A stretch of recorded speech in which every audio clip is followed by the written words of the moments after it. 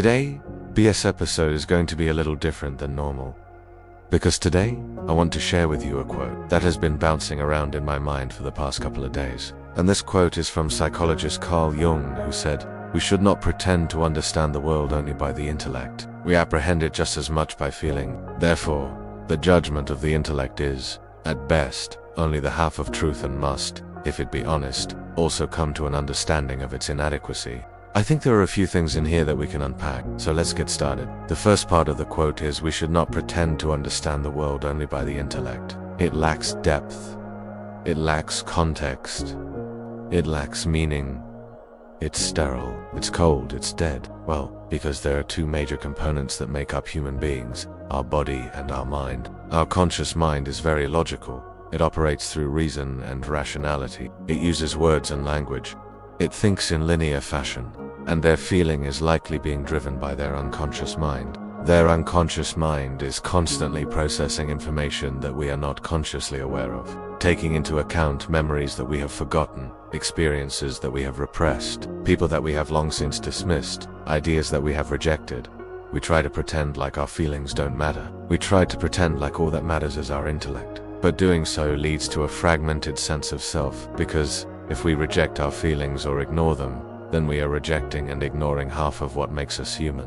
All of these things, millions and millions of data points, they're taken into consideration by our unconscious when making decisions, forming judgments, having feelings about things. Basically, this theory proposes that the mind and the body are two distinct substances that interact to cause behavior. Because our judgment, our opinion, our belief about the world is based on incomplete data, if we are honest with ourselves, we must acknowledge the limitations of our intellect, and how it is an inadequate tool to understand the world on its own. Socrates was known for his relentless questioning of people who thought they knew things, who thought they were wise. He would expose their ignorance by asking them simple questions, thereby showing them how little they actually knew. This is why Socrates was put to death by the Athenians. He pissed them off by exposing their ignorance. He challenged their deeply held beliefs and values.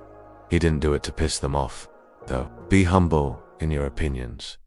Be humble in your knowledge. Never stop learning.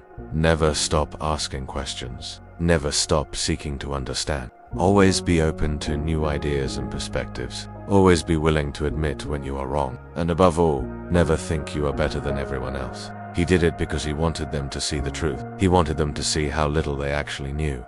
If you did, please hit the like button. It really helps me out. Also, subscribe to my channel for more videos like this. I appreciate all of you so much, and I will see you next week. We must acknowledge that we do not know as much as we think we do. We must acknowledge that we are ignorant. He thought he was better than everyone else, because he had all this knowledge and power. But in reality, he was the one who was most miserable. He was the one who paid the ultimate price for his arrogance. Because it is only using one aspect of human experience to come to a conclusion, namely our intellect. Our judgment is at best half true. At best, most of the time, it's less than half true. Most of the time it's completely false or misleading, or if we think we know it all, if we think we are smarter than everyone else, then we will stop listening to others. We will stop asking questions. We will stop seeking to understand. We will stop growing, and growth is essential to happiness. As the great philosopher Epicurus said, "It is not what you eat, but how much you grow, that matters." If we are not growing, if we are not becoming better, if we are not becoming wiser, then we are wasting our lives. We are stagnating. We are rotting away.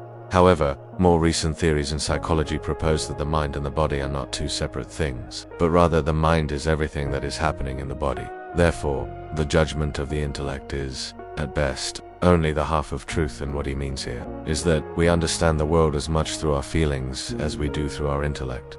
We have already established that this is true, and must, if it be honest, also come to an understanding of its inadequacy.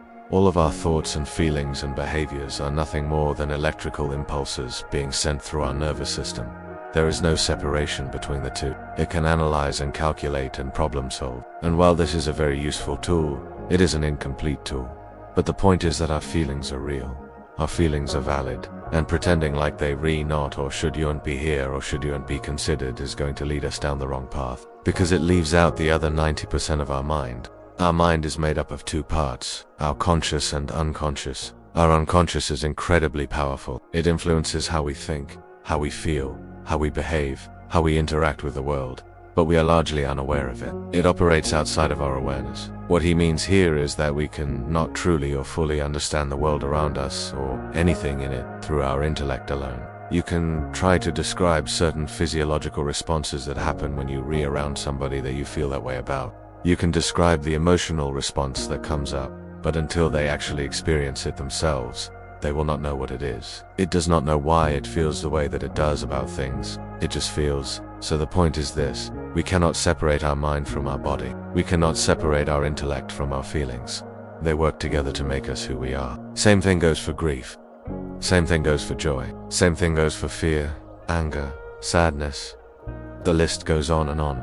We cannot understand these things simply by trying to define them.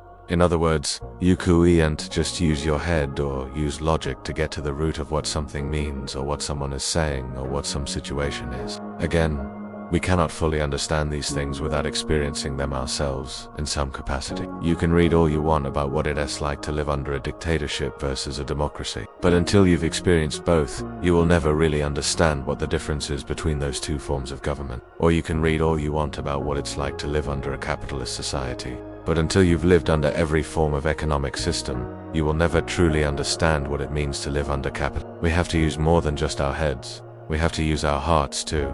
We have to use our intuition, our gut feelings. We have to experience things to really understand them. You can't tell someone who has never felt love what love is. Even abstract ideas like freedom, democracy, capitalism, communism, nihilism, hedonism. So yes, we can gain knowledge about the world purely intellectually, but that knowledge, that data, that information is incomplete. Now, why is this the case? Why do we need to experience something to really understand it? Our conscious mind is relatively small in comparison to our unconscious mind, which makes up 90% of our total mind. If you were to ask a person why they believe something to be true or why they believe something to be beautiful or good or worthwhile, chances are their answer will be rooted in some sort of emotion, some feeling that they have about the thing in question. And our conscious mind doesn't know any of this. Our conscious mind is none the wiser. Our conscious mind is none the wiser. But what's interesting is that we often try to do exactly that. In psychology,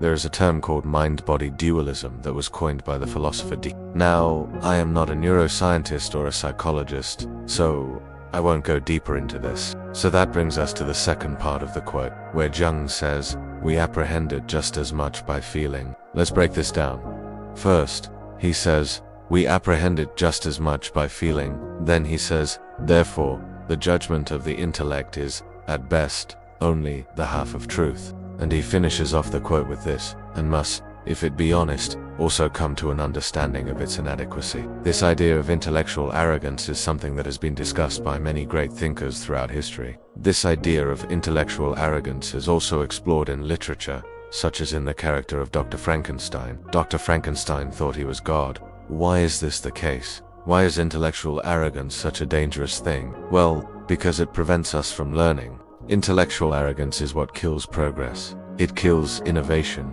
It kills creativity. It kills everything that makes us human. So what is the solution to this? How do we avoid intellectual arrogance? Well, the solution is to be humble. Be humble in your beliefs. If you can do these things, then you will be on the path to wisdom and enlightenment. Thank you for watching this video. I hope you enjoyed it.